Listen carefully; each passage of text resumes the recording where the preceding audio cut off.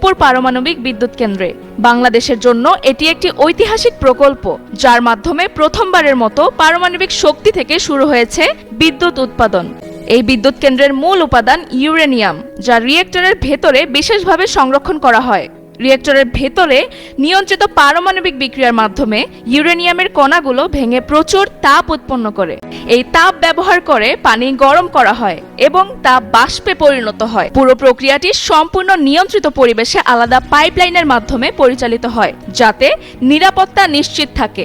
উৎপন্ন বাষ্প উচ্চচাপে টারবাইন ঘোরায়। টারবাইনের সঙ্গে সংযুক্ত জেনারেটর এই ঘূর্ণন শক্তিকে বিদ্যুতে রূপান্তর করে।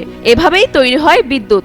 টারবাইন ঘোরানোর পর বাষ্প ঠান্ডা হয়ে আবার পানিতে পরিণত হয় কন্ডেন্সারের মাধ্যমে এবং সেই পানি পুনরায় রিয়েক্টরে ফিরে যায়।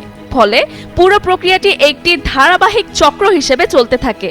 নিরাপত্তা নিশ্চিত করতে রিয়েক্টরকে ঘিরে থাকে বহুস্তর বিশিষ্ট স্টিল ও কংক্রিটের আবরণ।